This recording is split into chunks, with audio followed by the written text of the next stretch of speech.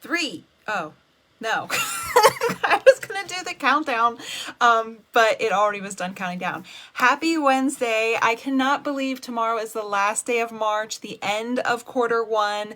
We're getting ready to recycle. This is a great time to look at what you achieved January, February, and March. Look at where you want to be at December 31st, at 5-10 years out, and kind of just see how what you're doing, what you're leaning into, what you're showing up for can help you get to those results.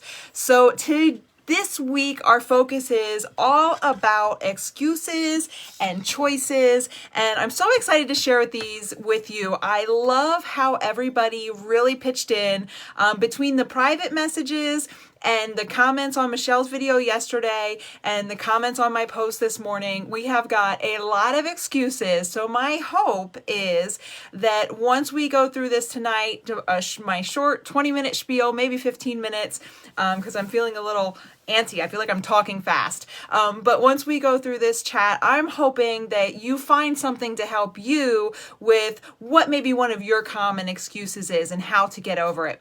So my post this morning, I shared that, the sinister thing about excuses is they're legitimate. And so that is the truth of it. Excuses are legitimate, mainly because we give them the power. And when we take an excuse and we're using an excuse to okay ourselves from not doing what we said we would, or not doing what we know would get us the results we say we want, we are giving them their power. We are making them valid. And because of that, it can be kind of tricky. But here's the thing. Just because an excuse is valid doesn't mean that we have to use it. And I have been amazed at how often an excuse that I have had is something that somebody else is living through. And so that's the other great power of this community and leaning in and showing up and engaging with others is so often I find that we find the us, either the past us or the future us. And either we're helping encourage someone who was where we were, or we're helping encourage someone, or we're getting encouragement from someone who is ahead of us. So that's just the cool thing about this group, and why I think that it's just helped me these last 5.5 years, and why I just feel so passionately and just love coaching and love Beachbody and love our community so much, because there's so much that you can gain and learn from each other. So excuses, to me, excuses often rely on motivation, in which motivation itself, we talk about a lot, is really kind of, as Mel Robbins puts it, BS, right? Motivation is not what gets us results. Motivation is what can help us. It can help remind us sometimes. But in reality, what gets us results is habits, action, choices, and consistency. And what keeps us from the helpful choice, the helpful action, long-term consistency, and the habit building is often an excuse. And so what can we do, right? How can we address this and look at this differently? So here's the thing. I think one thing that we can do is question everything. Get curious, question why you're feeling, what you're thinking, what's going on. So for example, when you question something, question it with the idea that you believe in yourself. So when you purchased one of our challenge bundles, when you committed to coming in here and joining this group, maybe you just jumped in with 4-week gut protocol with me. And when you made that purchase, there was a spark inside of you that said, I believe I can do this, right? No one is going to pay for anything if there's not at least a little bit, a teeny ounce, no matter how small it could be, of belief. So belief is that magic motivator. It's that belief is what will help us go forward. So when we're coming to an excuse that's preventing us from what we want to do, the question that we want to ask it is, what would I do if I believed in myself in this moment. Make our choices that we're sitting and looking at from a place of belief, not from a place of scarcity or negativity or tiredness or past, right? Make our choices from a place of belief. Choose to get up when the alarm goes off because we believe we can, right? Like, look at it that way. And so I think what the bigger thing ends up being with excuses is, if I'm honest, there's some excuses that really kept me stuck for years. So for example, when Joseph was a little guy, I was going to the gym. I had to cancel the gym membership because it was really expensive in my single budget to be able to fit in that childcare extra cost. It doubled my cost at the gym. So I told myself I couldn't work out because I couldn't afford it. And then I told myself for another 2 or 3 years, I couldn't work out at home because my toddler needed me. And the truth is, yes, my toddler needed me. But what changed because I started working out at home? So what changed is Joey and I were watching, I think it was Dora the Explorer. And I realized he wasn't paying attention to me at all. And yet the moment I would get up to work out, then all of a sudden he would come over and pay attention a little bit. However, we spent way more than 30 minutes watching movies and things that he wasn't engaging with me. And I thought, I'm going to show him what working out is. And I'm going to work out even though it's going to take 30 minutes away from him. Because when I work out, I'm going to feel better and he's going to get a smiling, happy mama after. And I have some really adorable pictures of my 3.5-year-old pumpkin doing his first burpee, holding little shaker weights and trying to copy me. Now, did he do 30-minute workouts with me? No. Just like he lost interest very quickly in whatever he's doing, he went back to watch Dora while I finished my workout, or he went and played with Ninja Turtles while I finished my workout. And that 30 minutes, we had a few minutes of connection. But then after I came to it, and I came to him with more energy and more positivity, and I did something better for myself in that moment. And so the story that I made an excuse for myself that I can't work out at home because I don't have anyone to watch Joseph, that then became a shame when I overcame it.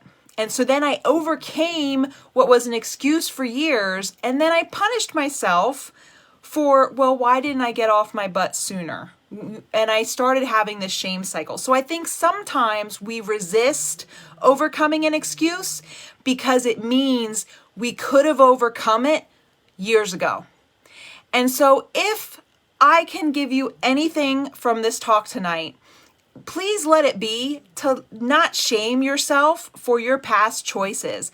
All excuses are valid. We believe them wholeheartedly in the minute that we're giving them power. You are not defined by that. Let it go. It is okay that was what you thought.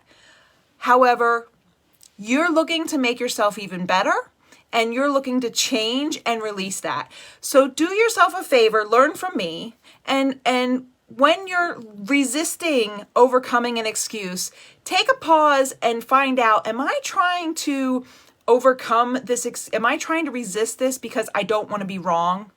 Am I trying to not feel the pain that I could have been doing this for 4 years already? I could have already had a 6-pack if I would have started working out when, I spent years with the excuse that I can't work out at home. I could have already done all these things. None of that matters. And that thinking is just going to keep you stuck where you are. And you've already determined that you want to be a little bit better. You want to work and be better. And you already know you can because you have some of that belief spark inside of you. And now you're going to make your future choices based on that belief, not based on what happened yesterday. We can't go back in time. We can't change it. We can share how we overcame it and share a post about, I used to think I couldn't work out at home because I had a toddler and no one to watch him. And now I found I can work out at home with my toddler. In fact, he worked out a little bit with me. Or, I came and I had so much more energy and shared with him. And talk to someone now who thinks they can't work out because they have a toddler. And maybe you'll pass that on to them, right? So I want to encourage you to get curious and ask those questions for yourself and fit in there and work in there and kind of ask myself, am I just not overcoming this excuse because I don't want to have been wrong? Am I not overcoming this excuse because I don't want to feel guilt and shame that I could have been doing it a different way for all these years? Or am I not trying to feel guilt? Like, is it something different? And can I improve? Is this my limit, or can I improve and try something new? Can I learn? Can I grow? I tell you, growth, progress, all of that is the best feeling ever. And I'm going to do that. I'm going to do that to the day I'm gone from this earth. I'm going to do that continually. So yes, I can learn. I can grow.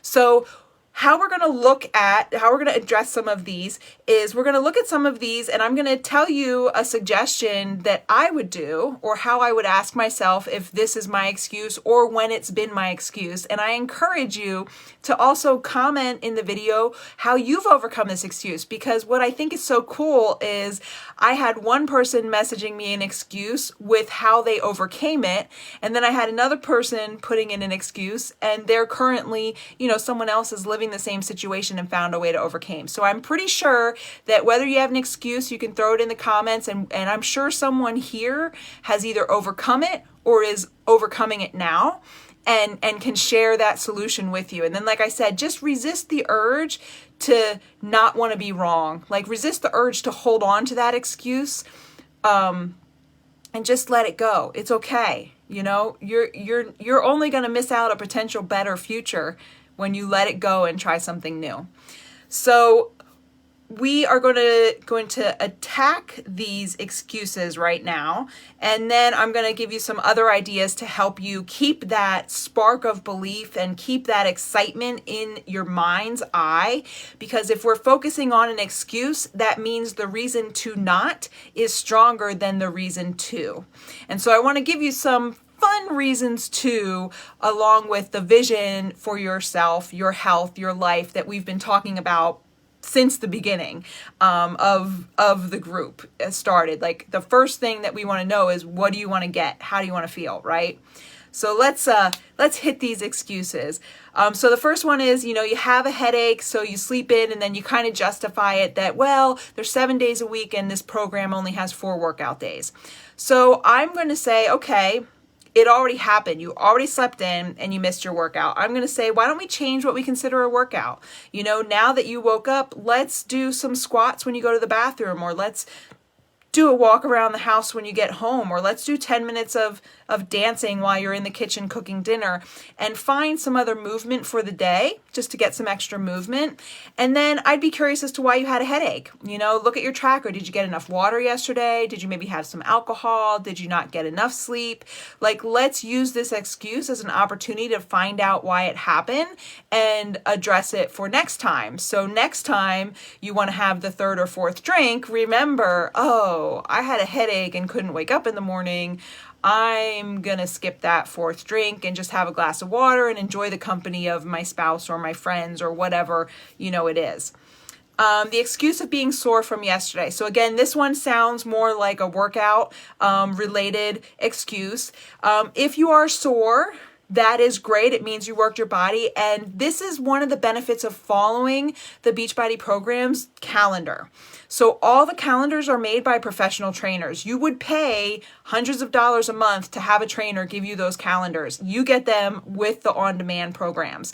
So if you're following the calendar and you're sore from yesterday, the calendar should lead you in to your rest, your recovery, your yoga, or a different focused body part. And so to overcome the excuse, well, my legs are sore from yesterday, but today's upper body, I can do that. And then there is also a difference between being sore and being hurt. So this is where you kind of have to know your body, and sometimes you got to call it and do a flexibility or do a yoga or do a stretching or do a walk and make sure that you're nourishing your body. So that's something you're going to kind of have to metric on yourself. But I would say being sore from yesterday, to overcome that excuse, I can still do something for my body. I can still do a stretch or do a dance or a walk or a yoga, or I can do upper body instead of legs. Okay, I don't have time because I have too many things to do. And then I love that this person made a comment, and then I realized how much time I spend on Facebook. So here's the thing. I have yet to meet someone that has extra time. I have never met someone that has all the time in the world and extra time. Time is spent 100%. It's where we spend it and how we spend it that determines things. My encouragement to you is, if you're someone who has a very full schedule and you feel like you don't have time to do the things that will get you what you want or that you say you want, my encouragement is to get either just a notebook of paper, maybe get your calendar, something that you can carry around, and for 2 days, just write down what you're doing every hour so that you can really look at your schedule. Block off, I'm at work from 8 to 6. I'm driving the kids to practice from 6 to 8:30. I'm making dinner from 8:30 to 9. I'm, cleaning the house from 9 to 10. Like, write what you're doing in all those times and see if you really don't have time. So is it true that you don't have time? That's the first question we take to that excuse. Is it true I don't have time? And then you'll find out where some things are. I personally, then I find, I guess I watched 4 Netflix shows instead of just 1. So I could have worked out 3 times in the other 3 shows, right? And sometimes that takes being honest with ourselves. Do I really not have time? If I don't really have time, what can I do to change that? Can I delegate something to a family member or a friend or a coworker? Can I have a conversation with someone about changing something in my life? Because if you don't have time to take care of you, you are not going to last long in that schedule. So if the truth is we really don't have time, if that is true, we need to have a hard conversation with people, places, and things in our life, because we're either overextended beyond our means and we maybe need a different kind of resolution in our lives. There's something going on that we need to really address. I find it's that we're maybe getting involved in some things without a plan of when it ends, or we're not really managing our time well. Not that we don't have it, it's that we're not managing it. So to manage it, you need to find out where you are. Okay, I only like working out in the morning, so if I miss my morning workout, it doesn't happen. That to me sounds like a challenge of, well then, what can I do to make sure I don't miss my morning workout? Yeah, so if I'm only enjoying working out in the morning, what is it? It sets my day up for a great way. So when I don't work out in the morning, what keeps me from it? And what can I do so it doesn't happen that I skip it? Can I go, set a bedtime alarm? Can I set something that way? And then, I don't like working out after work.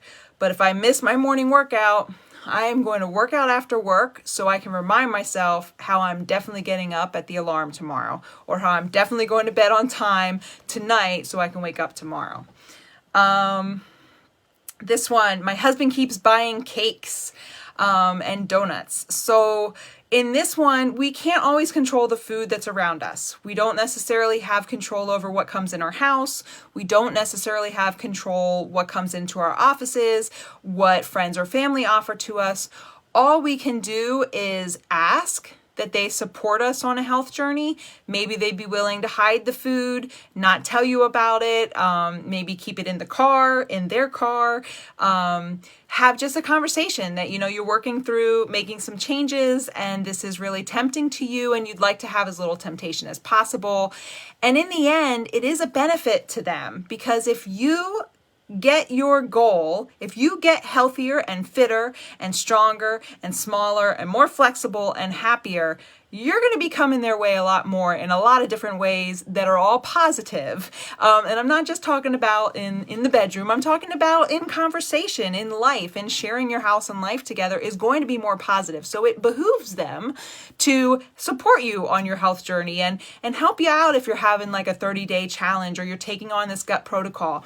I had the conversation with my mom today about we have a lot of events this month at her house, and I said I need, I'm eating without these things, and she laughed. She said, well, I don't think I cook anything without all of those things in it, and she said, I said, I know, I said I have these 8 recipes that I would be able to bring. Can I bring these to the meal Saturday, Easter, or can I bring it to share, or is it okay that I'm letting you know ahead of time that I'm going to bring this for myself, and you do what you're going to have, but this is what I'm having and this is why. And I told my mom what's been going on and what I'm trying to do, and to get her on my side, but to also just let her know so I don't feel uncomfortable when I show up with the bloat salad and the energy bites at our family events. So ask for their buy-in. And then sometimes it's what we're buying for our other family members, for our kids or for our grandkids. And that's a hard thing. I remember when I stopped buying the silly stuff for Joseph and he threw tantrums in the kitchen. Those can be hard conversations because they don't understand. They don't have, they're growing. They need lots more calories than we do. And so they are able to consume some things as children that as adults, we're not growing at that rapid pace and it looks differently in our lives. They haven't had that addiction yet. But when you take something away from them, then you find out you got your kids addicted to what you're trying to currently break. And I say that as someone who cried in the kitchen, taking away, some food from my son and having those hard things. So it's a conversation, and it's a transition and it's a time and it can be hard. But this is where, what do you want more? Do you want to stay where you are and likely keep getting more uncomfortable?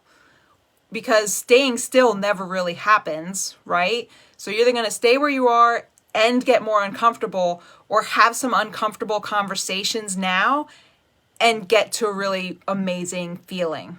I want to have the uncomfortable conversations now and get to that amazing feeling. I think Brene Brown says in Dare to Lead, if you have easy conversations, you have a hard life. If you have hard conversations, you have an easy life. Not to say everything's going to be perfect and go well all the time. However, if you're willing to have that hard conversation now with your teenager or your high school student or your toddler and say, we're not really going to have these things in the house right now, maybe in the future, but we're going to switch to fruits, we're going to switch to this, and move through. That's going to give them more diversity and more help in their adult life, and it's going to help you too. But it's a hard conversation, and it's hard when it first happens. I mean, I know how hard it is for me to give up some stuff sometimes, and kids, I get it. It's hard, but that's also where we can lean into the group. That's also where we can reach into our text. That's also where you can make a call to your coach. Find that spark of belief in yourself and make the choice from that spark of belief. Make the choice believing you can succeed. I can do it later. I have yet to see later come up on the clock. Later just doesn't ever seem to happen. I feel like that's not an excuse that works with any real definitive. I feel like that's one of those time situations where can you really? And if so, set the time, set the clock, set the alarm, and get it done. Going out for cocktails and food with friends, that's a really good one. I feel like it would be addressed the same way with my family, is look at your plan, and is this cocktail night a day you can splurge? Like Autumn has the container swaps that you can do. To be mindset, you be silly sometimes, you're not silly all the time. And then know yourself. Are you in a high emotional, high hormonal state that when you get with your friends, you can't just have one cocktail, it's going to turn into 6? You know, you can't say no to them for sharing appetizers and meal and dessert and cocktails. If that's the case, that's a conversation with your friends before you go. I'm working on some health challenges and I'm going to skip alcohol tonight. My plan is to get a seltzer and lemon. I hope that you will support me and not offer me alcohol. My plan is to order XYZ. I hope you'll support me and not offer me dessert, you know, and give them that private message ahead of time or give them a phone call. And then, you know, go into it knowing what you want. Look at the restaurant, plan the cocktail, plan the healthy food, you know, ahead of time. The next one, I don't have the money to buy healthy food. This one I've busted to anybody that has been willing to give me a month of receipts of what they're eating and really look at a meal plan. There's about 14 or 15 different, if you look up on the Beachbody blog, cheap budget meals, budget meals, cost-effective ways to get in protein. I feel like this excuse tends to be a reason to hold on to some silly prepackaged or fast foods that appear to cost less in the moment, but if you add it up for 30 days, you're actually spending more than following a meal plan and a grocery list. We used to spend over $300 a week eating out and over $300 a week at the grocery store. When we started getting the bulk beans in dry, we get brown rice, quinoa, pinto beans, 25, 30-pound bag pinto beans, chickpeas, lentils. We get all those in dry goods, so they're like even a bigger savings.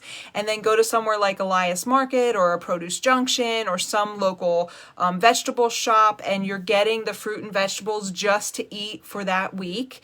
You can also get a lot of savings when grocery stores have savings and extra coupons on frozen fruit and frozen veggies. You can get like these huge, big 5-pound bags of mixed vegetables. But the story that I hear when I question that is, well, but I don't feel like eating that. I want to get the yogurt or the eat takeout or, you know, and then we look at it. So we kind of have to decide, what do we want, you know? And then I also recommend, I have several friends that have businesses for budgeting. And I'm actually in one budget class now. And I continually have been working on my finances because that's been a stress point for myself as long as I've been an adult. I've been working on paying these off for years. So being a single income house, I get it. I get it. It's something that we can't hope to get better and go away, that we really have to look at. And so in the moment, it sounds like a good excuse, but the truth is, do you always want to feel that way, that you don't have the money to eat healthy? Like, do you want to feel that way? Or do you want to change it? Because everybody works hard for life, right? We all work hard, so we should be able to live abundantly as well, feed ourselves nourishingly. So I feel like if you're willing to actually share your receipts and your budget, we can find a way to cut some things out that you don't need and swap some things in that would be more helpful. Following one of the budget-friendly meal plans, adding in some of the different proteins and food that are less costly, and then having to let go of some of the things that we think we should be able to have, that in reality, marketing sells so much to us that is not needed and not necessary. So my encouragement would be a budget class, or finding those resources, or really going through your budget and seeing what you're spending money on, looking at the grocery and the takeout, and really looking at the budget and what you're purchasing. It can be uncomfortable, but it can also really be freeing when you start paying down and paying off credit cards. And I do believe there is a way out of it. So we are running out of time. I went 5 minutes over already. So I'm going to go. Work kept me busy. This is kind of a management of time situation. When can we set an alarm? Can we have a conversation with our boss and our schedule? How are we really spending our time? And then I don't feel like it and I feel depressed. We're making the decision from the motivation and the feeling. And that's where I say we need to be able to question that to why can't I? Or why can I instead of why can't I? Why can't I get motivated? Why can I get motivated? I can get motivated because I can go in the group and before I'm even out of bed, Janet's already posted her first sweaty selfie. I can do it because I see at 6 a.m. there's going to be at least 3 to 5 people right there on Zoom ready to work out with me. I can do it because I've seen XYZ with 5 kids and 2 full-time jobs do it too. Why can I? Because I see the proof every day right here in this group in the women trying harder and showing up. Feeling depressed. I feel depressed, so I can't do it. That's a heavy word. I don't want to broach too far into therapy because I'm not certified and qualified. There are some really, really hard and heavy things that have hit our community and our lives these last 2 years. So I honestly feel like sometimes when you feel depressed, if that's your truth, help is a solution, like a conversation. In the moment of feeling it for me, I got to change my focus. What am I thinking of? What am I focusing on? What am I making a decision for? I know that how I want to feel. I've got that part of belief. Remember, we're taking that spark of belief and we're making a decision from belief instead of making a decision from how we feel. Because it is not motivation, inspiration, or feelings that get results. It's action, choices, habits, and consistency. And all those things, action, choices, habits, consistency, take no talent. They just take a decision. And sometimes that means doing it when we don't wanna, a couple more. I had a rough week. I deserve a treat. I deserve a treat that's not going to make me punish myself for 2 days after. I agree we deserve a treat. But what does treat mean to you? How about a facial or a massage or a nap or a soak in the tub versus a silly cake splurge with lots of alcoholic drinks that is then going to give you a hangover tomorrow and make you feel guilty and now make you work backwards in your cycle. That in the end, that wasn't a treat. You didn't give yourself a treat for a hard week. You gave yourself more hard, right? The truth is we gave ourselves more hard if we treat ourselves that way. If we reward a hard week or a hard day with something that gives us more of a challenge in front of us on our health goal and more of a challenge in front of us of how we feel, we rewarded our hard behavior with more hard. I have cramps. I've actually literally had cramps that get better after I work out. When your muscles are contracting from working out, all cramps are contractions, your muscles contraction and some swelling and things. And when you're working out, you can sweat out some of that swelling, some of that water releases, and also the muscles get, to feel better. So actually, when you have cramps, you can feel better. I love this one was I hurt my foot so I can't work out. And this same person said, that was my excuse, but now I've been doing it for over 3 months. I've been showing up and working out every day. I just don't work out in a way that makes my foot hurt. So I loved that person gave me an excuse and an answer right away. I feel sick. There's definitely times when you're sick, you need to recharge and recover. But is it I feel sick because I'm focusing on everything I haven't done, or is it I feel sick because I'm actually sick and I need to go recover? The last one I wanted to grab real quick is I'm embarrassed because I haven't been showing up. I don't know what to say 100%. If your excuse for not showing up is embarrassment over not showing up, I don't have a good reverse for that other than it just gives you more of what you're trying to get away from. And the fact that you bought this program You believed in yourself. Even the tiniest spark, you believed in it when you made that. Make your next decision based on that belief, not based on what you haven't shown up for. You can flip that in a second. I promise you, no one here is judging you for not showing up. If anything, we miss you and we want you to show up, and we want to know what we can say to get you to show up and come with us and feel as good as we do, because we know how great it feels on this side. There is no judgment. We have all had those days. All of us have had those days. So please do not hold back because you're embarrassed for not having shown up. We will be cheering you on because we see you show up. Go scroll through some of the posts. There's been women that have shared, I'm posting, I'm back, it's been a while, I'm here, I've been in the background, and look what happens. Nobody says, how dare you, I'm mad at you, or like everybody says, way to go for showing up, I've been there. Go scroll back to Michelle's video when she was going through that, and she came and she opened up to us. So yeah, don't hide because you're embarrassed. There is nothing to be embarrassed about. If anything, taking that step forward, that one next step forward, is the proof that you can, and we're just going to be cheering that on.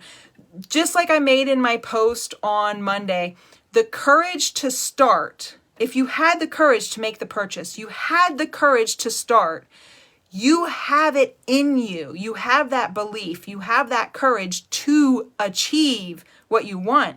Because the same courage, the same belief that it took you to make that purchase is the same belief and courage that helps you get that one next step when you're tired, when you don't wanna, when you have the excuse, when you miss your alarm, when the alarm goes off, when you think you can't buy the food, every single time. Every single time, that same courage and belief that you got to start is the same courage and belief to take one next step anyway.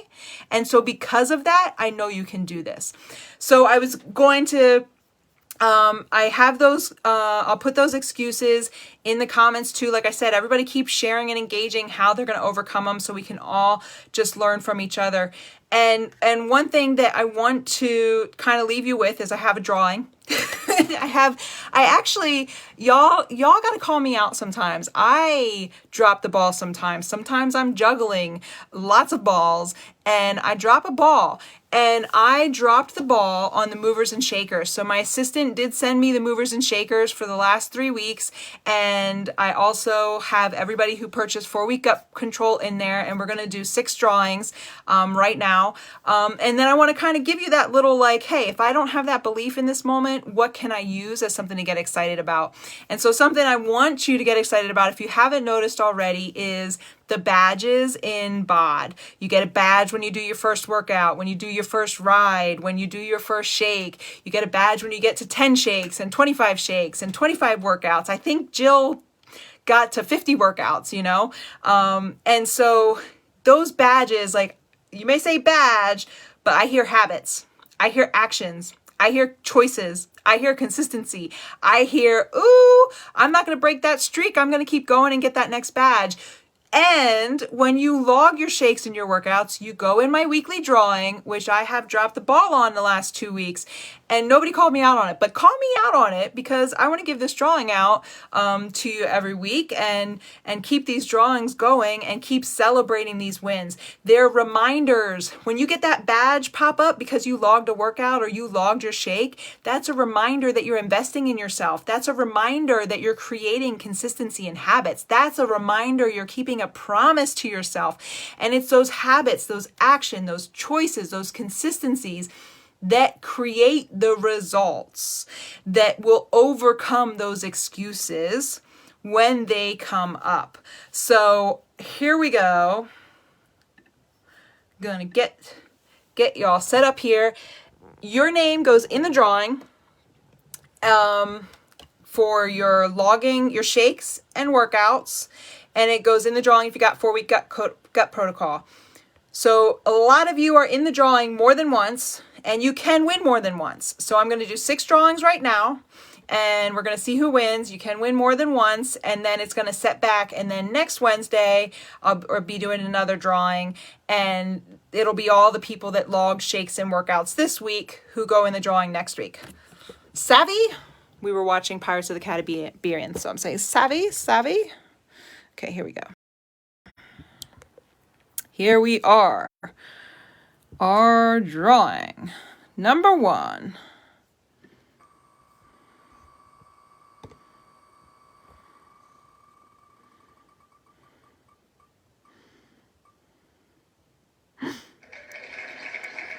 Kim. Okay, Miss Kim. Oh, how am I going to write this down? Okay, I'll have to rewatch it. Kim, you're our first winner. Oh, maybe I can do this.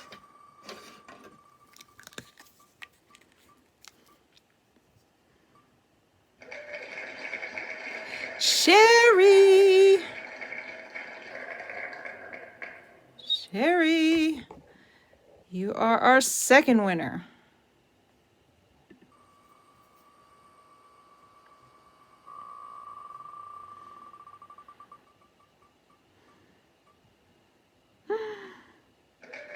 Ooh, Nicole, winner. Nicole E, 6 a.m. workout crew is coming in heavy. 2 in a row, 3 in a row, actually. Oh my gosh, Kim, Sherry, and Nicole were all 3 on Zoom with me working out at 6 a.m. this morning. I did not rig it. Oh, Sherry, a double. Lucky ducky. Here we go. We have 2 more drawings.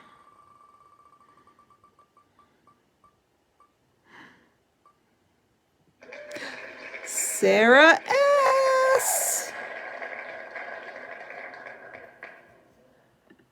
And our final winner for this week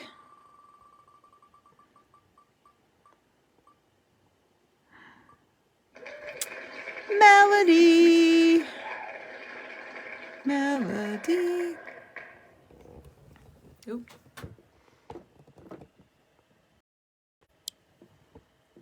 Okay, so I can't wait to hear how you use some of these things we talked about to bust those excuses and keep moving forward.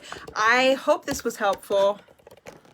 And then let's do this. I'm wondering what happened on Zoom because I didn't have any company on Zoom, but I do stay over. I do have 10 minutes to give after our talk for anybody that joins me on Zoom at 8 o'clock. I guess I kind of gave everybody that extra time because I went a little long on the excuse overturning. But so I do need to end for the night tonight and get to some commitments. However, for next Wednesday, when you join me from 8 to 8:30 p.m. Eastern on Zoom, when I close down this live stream, you get one-on-one group time and we troubleshoot things personally for you. That's also what kind of happens Monday through Friday at the 6 a.m. workout crew. A lot of times we have a little chat and we kind of like have some realizations and encouragement and overcoming there too. So the more that you can kind of lean in and participate is just more opportunities to help yourself move forward. And so here we go. Let's create some results. Let's make those choices from the belief that made you make the purchase that got you here. Because everybody in this group made a purchase. You don't get in here for free.